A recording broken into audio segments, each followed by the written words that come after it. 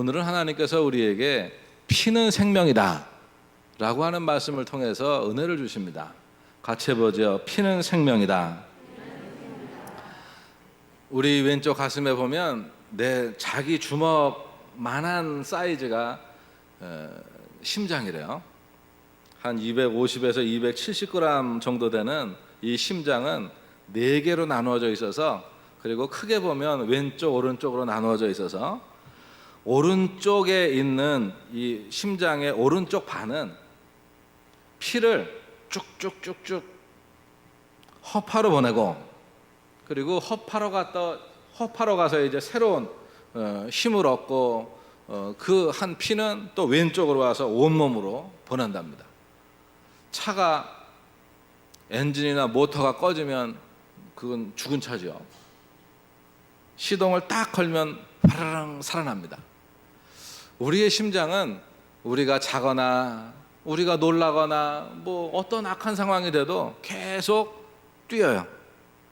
정상적인 성인 남자라고 하면 70번, 여자는 한 75번, 어린이는 8, 90번, 깐난쟁이는 한 120에서 140번을 막 뛴답니다. 막 콩콩콩콩.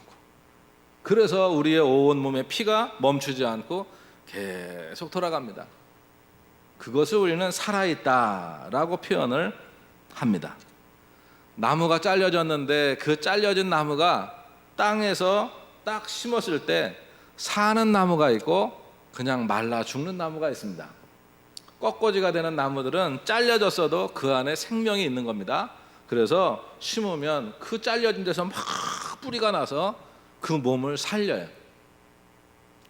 예수 그리스도, 그분을 우리가 영접했다고 하는 것은 성경에서 표현을 하기를, 영접하는 자, 요한복음 1장 12절에 영접하는 자 곧 그 이름을 믿는 자들은 하나님의 자녀가 되는 권세를 주셨다, 우리가 받았다 라고 하는 건, 우리의 몸이요, 여기 팔이 잘렸습니다.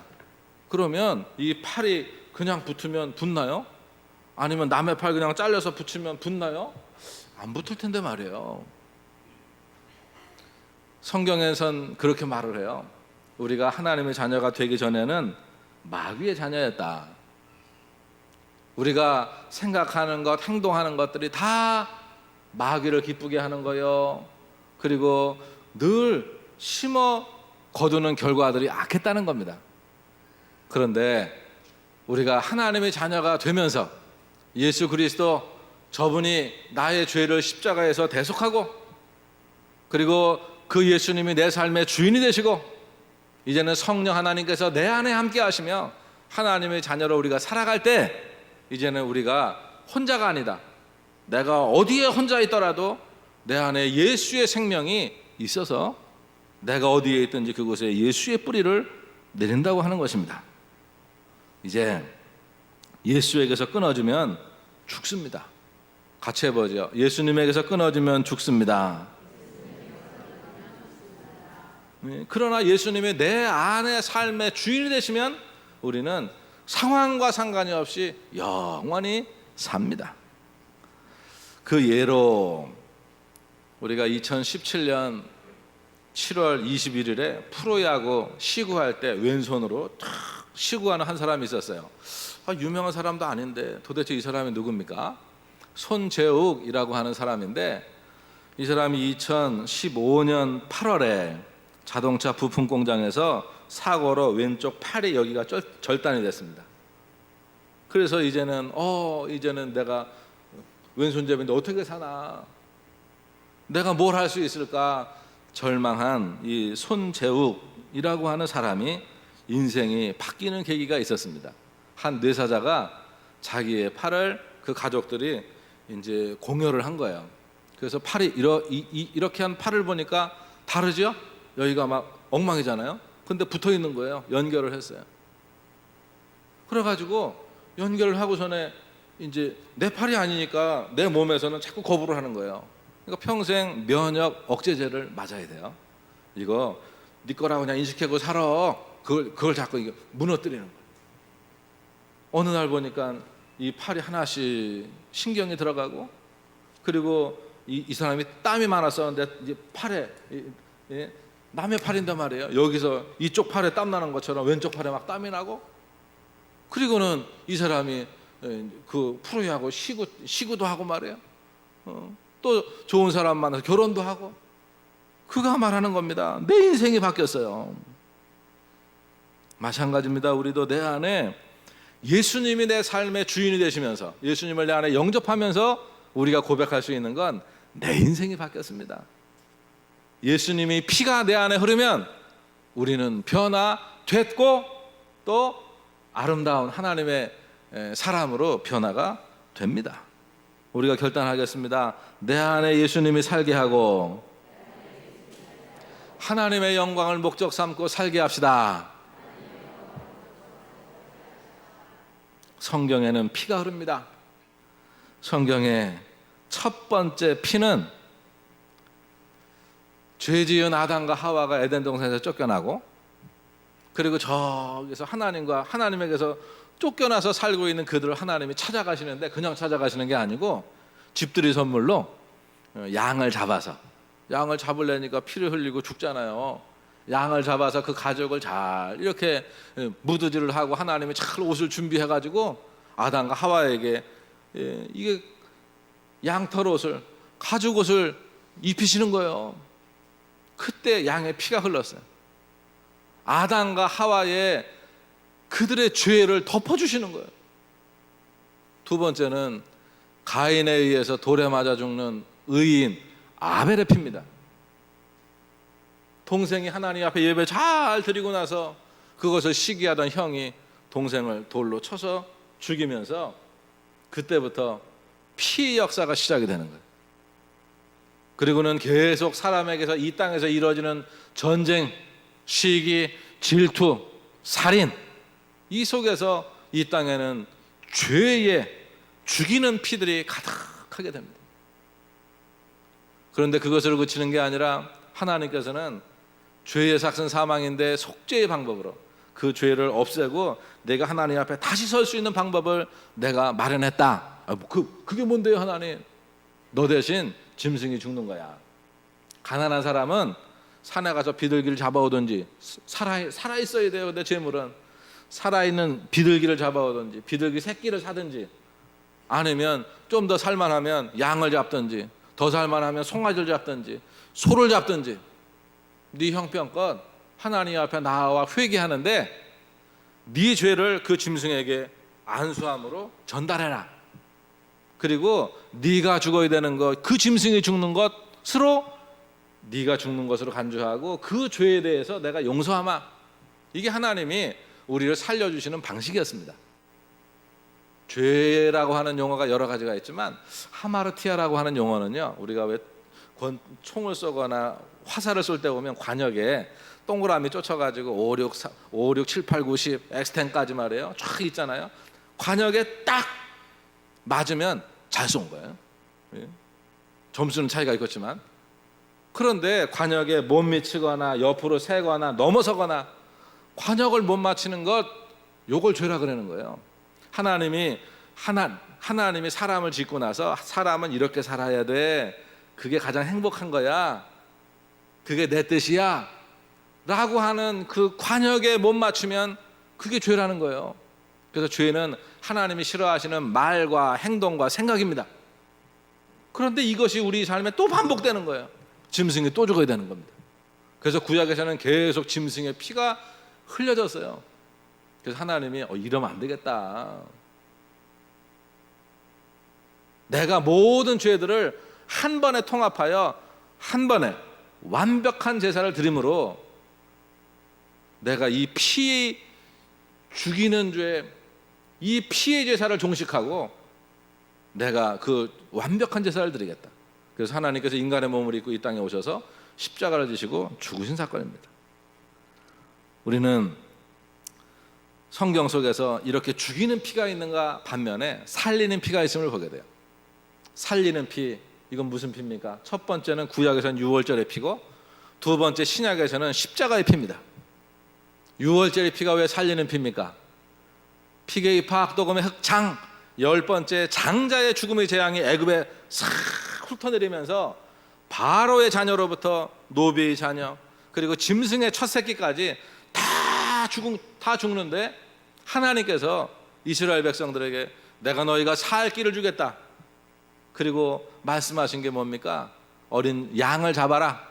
양을 잡아서 양의 피를 문 설주 그리고 문 임방에 발라라. 그리고 그 피 안에 거해라. 그러면 죽음의 사자가 그 집을 치려고 왔다가 그 피를 보고 넘어가리라. 이게 유월절입니다. 그래서 유월절은 살리는 피입니다. 신약에서 예수님이 흘리신 피, 이것도 살리는 피입니다. 예수님이 죽으셨어요. 그 백성들에게 3년 동안 공생의 삶을 사시며 천국에 대하여 하나님의 백성은 이렇게 살아야 된다 말씀하신 그 예수님이 이제는 주님이 십자가에 달려 죽으시기 전에 채찍을 맞아서 온몸이 막 피로, 그 다음에 머리에는 가시 면류가 나서 머리에서 피가, 그리고 이 팔에 대못을 박히시고 다리에 대못을 박히셔서 이 십자가에 달리신 거예요. 그런 옆구리에 창을 찔리셔서 물과 피를 다 쏟아서 그 피를 흘리심으로 말미암아 우리가 사는 역사가 있게 된 겁니다. 그래서 유월절의 피와 예수 십자가의 피는 살리는 피입니다. 유월절 피로, 유월절의 피의 역사에 하나님의 의도는 뭡니까? 첫 번째 의도는 풀이하면 같이 해보죠. 내 백성은 내가 구한다. 이게 하나님의 의도예요. 두 번째 의도는 같이 해보십니다. 이스라엘이여 여호와만이 구주임을 알라. 유월절 피의 사건이에요 이게. 그리고 내 백성은 내가 구해. 이게 유월절의 하나님의 의도입니다. 오늘 우리가 읽은 말씀 14절에 보면 하나님이 말씀합니다. 이 유월절 규례가 영원토록 계속 지속되도록 너희가 지켜 행하라. 해마다 유월절 지켜야 된다. 근데 지금은 우리가 유월절을 어떻게 지킵니까? 성만찬으로 지키는 거예요. 예수님이 제자들 이제 십자가를 지시기 전에 전날 저녁, 목요일 저녁에 제자들과 식사를 하면서 빵을 떼면서 말합니다. 이것은 나의 몸이야. 잔을 마시면서 이야기를 합니다. 이 잔은 나의 피다. 너희가 늘 이걸 잊지 마라. 기억해라. 그래서 예배 시간마다, 초대교회 때는 계속 예배 시간마다 성만찬이 있던 거예요. 그러면서 그들이 이 마음에 다짐하는 게 뭡니까? 예수 그분은 나의 구원자이십니다. 예수 피로 내가 구원받았습니다. 그 고백을 하는 거예요. 오늘 이 말씀 중에 성령의 음성이 우리에게 있습니다. 세 가지 음성인데 첫 번째 같이 읽어보시죠. 인간의 모든 죄는 예수님의 피로 100% 깨끗해진다. 인간의 모든 죄를 씻을 수 있는 것은 뭡니까? 우리가 옷을 세탁하려면 이게 웬만한 건 그냥 내 집에서 할 수 있는 건 내 집에서 하고, 그리고 세탁소에 맡겨야 될 것들은 중앙으로 가는 거예요. 가는데 우리의 영의 죄는 어디로 가야 됩니까? 우리의 영의 죄는 예수님에게로 가야 돼요. 예수님에게로. 베드로전서 1장 18절과 19절 말씀 같이 봅니다. 너희가 알거니와 너희 조상이 물려준 헛된 행실에서 대속함을 받은 것은 은이나 금같이 없어질 것으로 된 것이 아니요 오직 흠없고 점없는 어린 양 같은 그리스도의 보배로운 피로 된 것이니라. 우리 악한 행실에서 우리를 씻을 수 있는 것은 오직 예수 그리스도의 보혈의 피밖에 없다는 것입니다. 이것이 성경에서 제시하는 유일한 죄를 씻을 수 있는 방법입니다. 하나님은 모든 사람이 구원받기를 원하십니다. 모든 사람이 구원받기를 원하세요. 그러나 모든 사람이 구원받기를 원하시지만 죄가 있는 자들은 하나님 앞에 나오지를 못합니다. 빛이 비추면 어두움이 쫓겨가요. 빛과 어둠이 공존할 수 없거든요. 그래서 이 어두움의 죄가 씻어질 수 있는 방법을 주님께서 제시하신 것입니다. 그래서 로마서 6장 23절에 보면 죄의 삭은 사망이다. 하나님의 은사는 그리스도 예수 우리 주 안에 있는 영생이라는 거예요. 예수님이 부활하신 것은 나사로가 다시 살아난 것과 달라요. 야이로의 딸이 다시 살아난 것과 달라요. 하나님이 죽음의 권세를 깨치고 이기셨다는 겁니다. 그리고 영원한 하나님의 생명을 우리에게 넣어주셨다는 거예요. 그래서 이제는 우리가 나무에서 잘려진 가지가 그냥 예전에는 생명이 있기 전에는 심으면 죽었는데 이제는 내 안에 생명이 있으므로 어디다 꼽아놔도 예수의 생명에 뿌리를 내리면서 살아갈 수 있는 영생의 씨가 우리 안에 있다는 겁니다. 누군가 우리를 위해서 대신해서 죽어줘야 되는데 사람으로서는 안 되는 거예요. 왜? 내 죄도 내가 감당 못하니까 죽어야 감당이 되니까. 그래서 하나님께서 의로우신 하나님이 인간의 몸을 입으셔야만 됐던 겁니다. 이사야서 53장 6절에 그래서 예수님 오시기 700년 전에 하나님께서 이사야 선지자를 통하여 말씀하신 겁니다. 같이 보시죠. 우리는 다 양 같아서 그릇 행하여 각기 제 길로 갔거늘 여호와께서는 우리 모두의 죄악을 그에게 담당시키셨도다. 같이 해봅니다. 예수님의 피보다 더 큰 죄는 없다. 다시요. 예수님의 피보다 더 큰 죄는 없다. 이 얘기는 무슨 얘기냐면 예수님의 피로 용서받지 못할 죄는 없다는 겁니다. 예수님의 피로 용서받지 못할 죄는 없다. 그래서 예수 대속의 보혈의 피는 모든 죄를 덮을 수 있습니다. 100% 깨끗해질 수 있는 것입니다. 두 번째, 성령의 음성입니다. 같이 보시죠. 예수님의 피는 인간의 모든 죄를 100% 씻기는 완전한 용서의 피다. 레위기 17장 11절에 말씀합니다. 봅니다. 육체의 생명은 피에 있음이라 내가 이 피를 너희에게 주어 제단에 뿌려 너희의 생명을 위하여 속죄하게 하였나니 생명이 피에 있으므로 피가 죄를 속하느니라. 피는 생명입니다. 피를 많이 흘리면 죽잖아요. 그래가지고 이제 헌혈 할 때 보면 이렇게 누워 있으면 옆에 피는 생명입니다 이렇게 써 있어요. 그리고 이 피를 나누어 주셔서 감사합니다. 그래서 뭐 초코파이도 주고 뭐도 주고 막 하는데 그 피는요 받는 사람에게는 생명이에요. 생명. 사람의 생명은 천하를 죽어도 바꿀 수 없다. 예수님이 말씀하시며 한 생명의 소중함을 양 100마리가 있는데 한 마리가 없어졌네요. 그러니까 99마리를 거기에 두고 안전하게 보호해놓고 한 마리를 찾아서 이렇게 헤매는 목자의 심정으로 말씀하십니다. 죄에 잡힌 우리의 생명은 죄로 말미암아 멸망받고 지옥 갈 수밖에 없습니다. 예전에 우리가 마귀 자녀였거든요. 그런데 예수님이 우리를 위해 죽으심으로 이제는 광야에서 높이 들렸던 그 노뱀 쳐다보는 자는 살리라 라고 하는 그 말씀처럼 예수님을 내 안에 영접하는 자는 하나님의 자녀가 되는 권세를 주시며 사하는 역사가 있게 하셨습니다. 구약시대에는 백성들이 죄를 지으면 짐승이 죽었지만 이제는 예수님이 우리를 위해서 죽으신 겁니다. 여기에 대해서 히브리서 7장에서는 이렇게 이야기를 합니다. 보십니다. 그는 저 대제사장들이 먼저 자기 죄를 위하여 다음에 백성의 죄를 위하여 날마다 제사 드리는 것과 같이 할 필요가 없으니 이는 그가 단번에 자기를 드려 이루셨음이니라. 대제사장들이 백성들과 하나님 사이에 껴서 중보자로서 하나님 이들의 죄를 용서해 주세요 라고 말을 하고 싶어도 내가 먼저 죄인이네. 그러니까 그 제사를 집례하기 위해서는 백성들을 위하여 소 한 마리, 나의 죄를 위하여 대제사장의 죄를 위하여 소 한 마리, 왕의 죄를 위하여 소 한 마리 이렇게 제사를 드리고 그 예배를 집례할 수 있는 거예요. 이게 한계라는 거예요. 그러나 예수 그리스도의 제사는 예수님 당신이 정결한 제물 되시기 때문에 당신께서 직접 단번에 한 번에 제사를 완전한 제사를 단번에 드리셨다는 겁니다. 이제 예수님의 피는 인간의 모든 죄에서 구원하는 생명의 피요 용서의 피입니다. 그래서 주기도문에서도 보면 그러잖아요. 아버지요, 우리가 우리에게 죄 지은 자를 용서해 준 것 같이 우리 죄를 용서해 주세요 라고 하는 기도를 맨날 해라, 맨날 해라.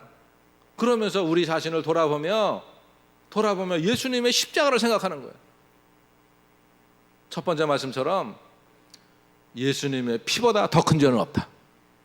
예수님의 피로 용서받지 못할 죄는 없다.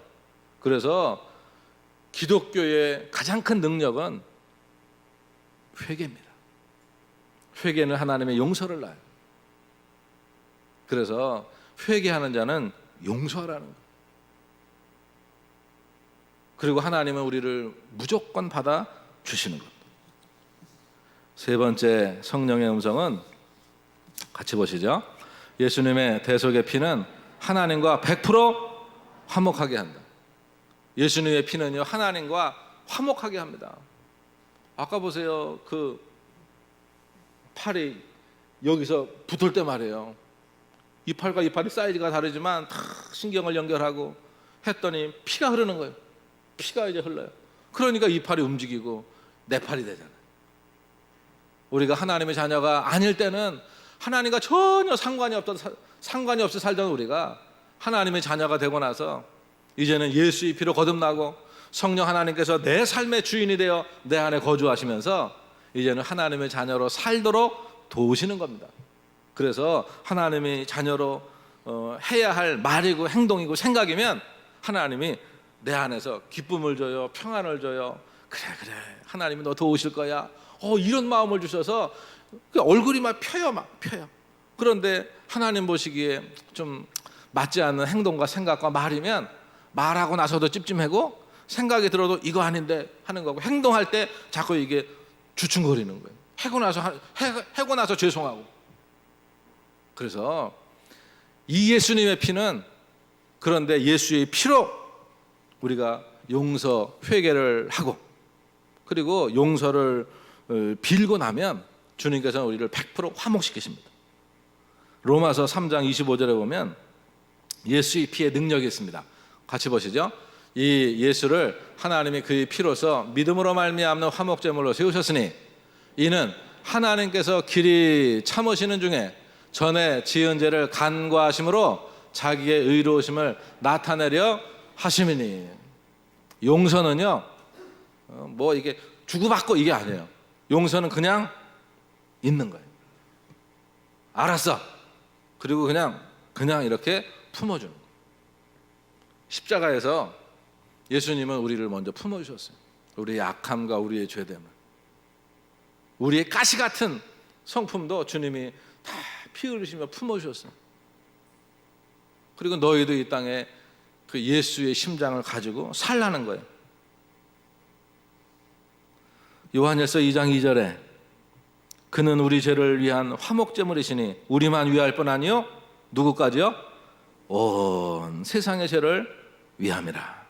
그래서 하나님과 우리는 죄 때문에 원수관계였습니다. 죄는 하나님과 우리 사이에 담을 칩니다. 하나님의 눈을 막아요. 하나님의 귀를 막아요. 그래서 우리와 하나님과 가까이 하기엔 너무 먼 당신. 그런데 이 예수 그리스도의 십자가의 대속의 피, 하나님의 용서는 그 모든 장벽들을 제거합니다. 그리고 하나님과 우리가 하나 되게 합니다. 에베소 2장 16절에 보면 또 십자가로 이 둘을 한 몸으로 하나님과 화목되게 하려 하심이라. 원수된 것이 어디에서 소멸이 됐나요? 십자가에서. 그래서 십자가는 믿는 자들의 능력입니다. 십자가가 능력인 이유는 그 십자가는 바로 나를 살린 십자가요, 나를 하나님의 자녀로 세운 십자가이기 때문에 그렇습니다. 죄 때문에 원수된 우리를 십자가에서 달리신 예수님의 생명으로 하나님과 화평의 관계를 이루게 하셔서 이제 우리는 평안의 삶을 살 수 있습니다.